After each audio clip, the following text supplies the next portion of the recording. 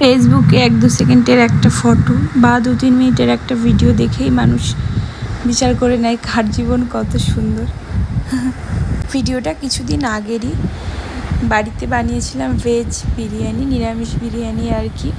বাড়িতে যা যা ছিল আলু, সয়াবিন, গাজর আর গিয়ে পনির এগুলোই দিয়েছিলাম। কিন্তু ভেজ বিরিয়ানিতে ওই ইঁচড়টা দিলে ভালো হয়, কিন্তু ইঁচড় যেহেতু বাড়িতে ছিল না, দোকানে কিন্তু ইঁচড় অবশ্যই দেয়, খেতে বেশ ভালো হয়। ওই নিরামিষের দিন মাঝে মধ্যে সবসময় ওই পনিরের তরকারি না খেয়ে বিরিয়ানি করলেও কিন্তু বেশ ভালো হয়।